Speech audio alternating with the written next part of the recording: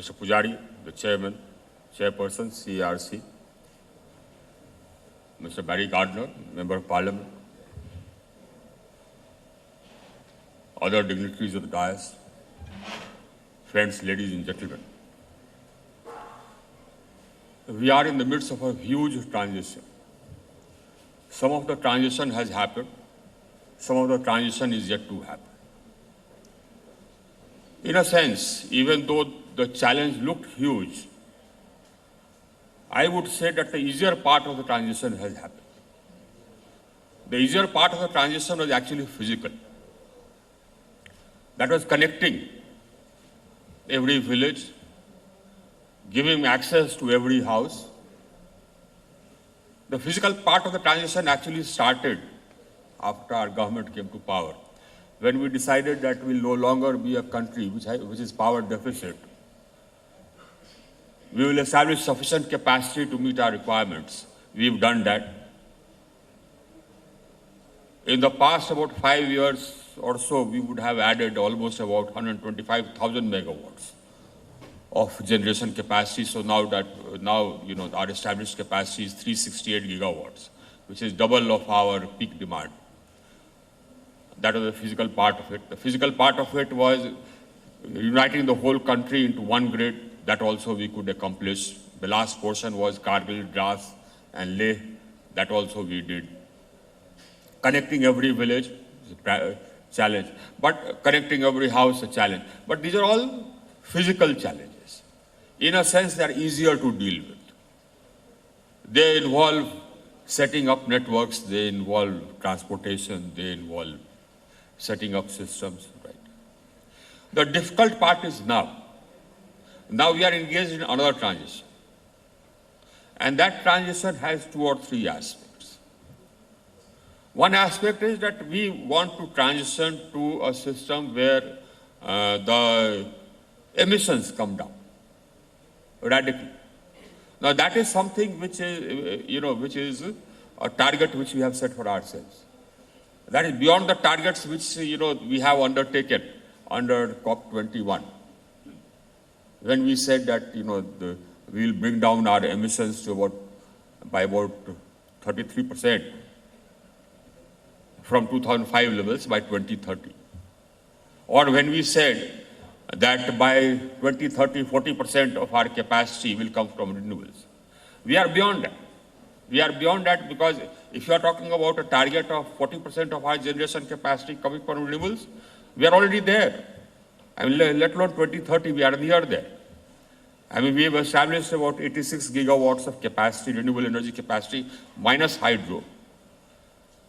And if you add hydro to that, that comes to about 132 already. I mean, then you add the capacity which is under installation, under construction. That is 35 gigawatts of wind and solar and biomass, and about 13,000 megawatts of hydro.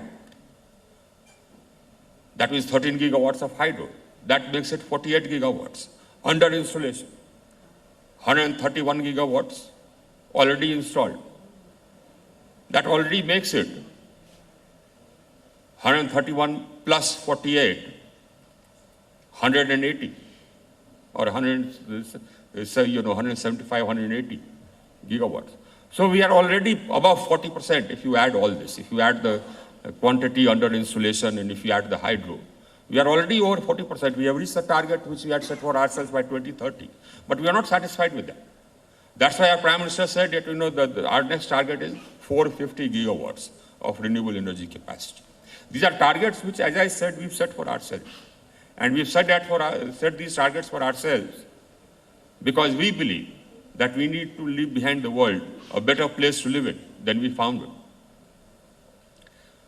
And we are not done. We have just started.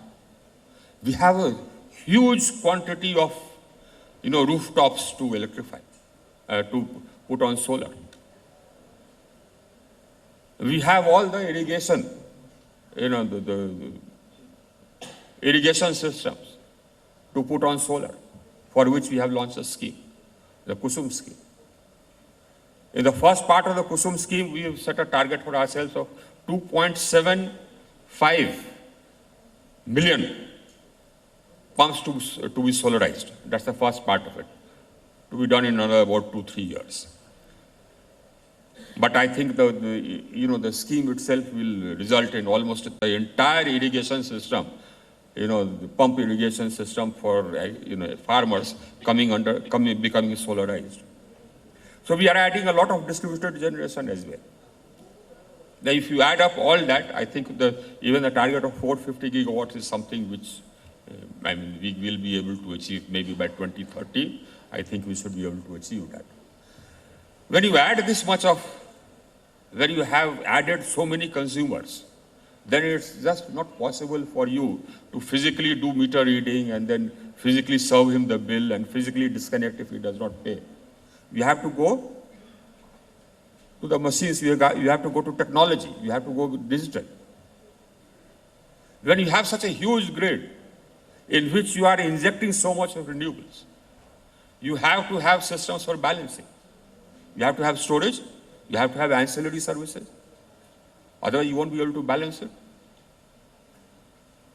And you have to have capacitors, you have to have renewable energy management centers. You have to have green grids. So we are doing all that. We set up a plan for a green grid. Now that's nearing completion. We decided that we'll put in place 13 energy management, renewable energy management centers. 11 I inaugurated just a couple of days back. And then the fact that we are adding so much of capacity means that you also need a time of day. I think you need a system where you have time of day tariff, because there'll come a time when electricity will be plentiful and cheap during day. We are adding so much of solar. Now the people should be able to get benefit of that. You can't have that unless again you digitize, until again you have smart meters. So for all these reasons, you have to keep on changing, you have to change the system. You have to make the system ready for the coming generations, for what the changes which you are bringing about. And that involves a lot of work. Number one, it involves a culture change. It involves a culture change in the distribution companies. Now that is something again which we need to talk about, the distribution systems, the DISCOMs, strengthening the DISCOMs. As I said, the metering billing collection being put on technology, that means smart meters, smart prepaid meters. Why do I say prepaid? I say prepaid because that is something which helps my consumer.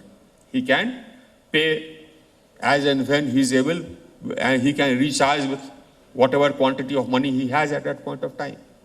He can recharge 5 times in a month or 10 times in a month. If he doesn't have money for a couple of days, doesn't matter. He doesn't get disconnected. The light goes off, but 2 days later when he has money, he can recharge again, the light will come on again. So that's why prepaid. So the whole system will become prepaid. That's what I keep telling everybody. And the time of day tariff. If you have smart metering, you can put in place the time of day tariff. If you are injecting so much of renewables into the grid, you need to have systems for grid management which are smart, because you are really sort of putting the grid under quite a bit of strain. You have distributed system, again that needs to be balanced. Distributed generation, that needs to be balanced. The whole paradigm is changing. And this is a new challenge. And this is, in a way, a more difficult challenge than the challenge of actually, getting universal access, even though that was a challenge. Now, this is a challenge because it requires culture change in the distribution companies and in the transmission companies. We have an experience. We started in under RAP, DRP. Some people were telling me about RAP, DRP. Under the RAP, DRP, we took the system of putting in place, SCADA systems over different places. Now, in many places, the SCADA systems have come up, but they are being run not by the distribution companies, but by the vendors who put it up. The distribution companies have not been able to absorb it. They have not been able to create a cadre which will absorb this and run it. They have not been able to create an IT cadre. That's what we need to do. Because, in the next 3 years, 4 years, 5 years, it will all become IT based. So you have to have an IT cadre. You have to move away only from electrical engineers to engineers, the IT, people who are experts in IT. And the SCADA systems which have been set up, if you ask me how many of them are successful, I would say not more than about 40%. Again, because it's not been internalized. But come tomorrow, all our systems will actually be SCADA systems. You will have, automatic digital supervisory control. You have to have that. It will be beyond human ken to actually manage it physically and manually. It has to be, the supervisory control and automatic management. Even the grid or even the distribution system. That's what it has to be. So the role of the digital system will increase. The markets will need to evolve.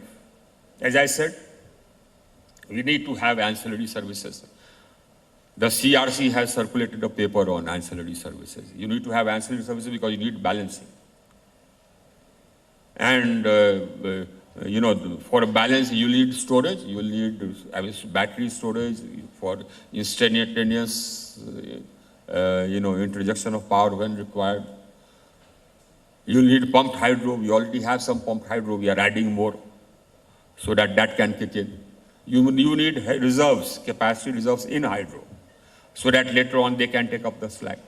We are already flexibilizing our thermal power plants. And we got down to about 55%. We intend to go down to 50% because they'll need to flexibilize to adjust this huge quantity of renewable energy capacity which we are putting in. But ultimately, actually, the distribution companies will have to retrain their people. And they'll have to build up cadres which will manage these systems. That is what is necessary. You'll have to have systems where people can demand and get only totally green products. That's what the future. More and more companies with a conscience, more and more people with a conscience are saying that, look, I want only green power. That's the movement in the rest of the world, in the developed world. Now that is the movement which is coming here as well, with public consciousness. You also have to have a system, a system where you have rights of prosumers. People will not be only consumers, they will become prosumers. They'll produce their own power and they'll also be consumers. So I call them prosumers. So you have to have a charter of rights for that. We are working on that charter of rights that will circulate. So that you will have a set of rights that, okay, if I want a rooftop system, this is how quickly it will get connected to the grid. This is the timeline by which the net metering will be installed. We are having a look at the metering system as well, because the distribution companies complained that the present net metering system is actually working against them, is not fair to them. We are examining that. But the entire systems are changing, and the entire systems are modernizing. And so as I said, this is a transition which is happening. And this is a transition which is happening in sync with the rest of the world. We are where the rest of the world is, where the developed world is. We are introducing smart meters. The UK is introducing smart meters at the same time. So we are there. We already have a grid which is robust, which is unified, and probably one of the largest single grid with one controller, with one frequency. From Dras and Kargil right down to Kanyakumari and east to west. Islanding systems, controls, remote controls. So we have that system where you have one regional controller controlling all the major grid stations in that region. Some time back it would have been unthinkable. We already have that. We are already there.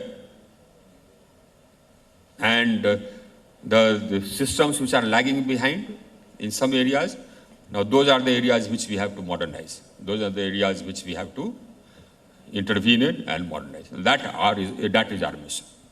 Our mission is to take the distribution companies along, especially in states which have been lagging behind, take them along. That is our mission. It's a challenge. It's a major challenge. It means reorienting and it means retraining. The technology is there, the technology will come. If you have the demand for it, the technology will come.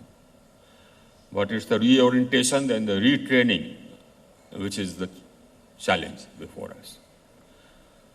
But I think we are up to it. And I am looking at a future where, we have in the recent past been a sector which has been growing in a robust fashion. Our CAGR for the past 5 years has been about 6.2%. Certain blip in the months of October, November, December. After that, again, we are growing. January, we grow a little bit. February, we are growing at 10%, 10.2%. That's the rate at which the demand is growing. It will grow faster because we have added 26.4 million new consumers, and they are all buying refrigerators, fans, coolers, air conditioners. So the demand will gallop. It has just started galloping. 10.2% in February. Now 10.2% is something. It is huge. So this is going to be, will continue to be the fastest growing sector, one of the fastest growing sectors in this country. This is where the business is. The capacity addition which we are doing, as I said, in the renewables, I don't think that apart from China, any other country is doing this sort of capacity addition in renewables. And that will continue. That will continue because our demand will gallop. Will continue galloping. So the challenges are there, but I believe that that is what makes life exciting. Thank you very much.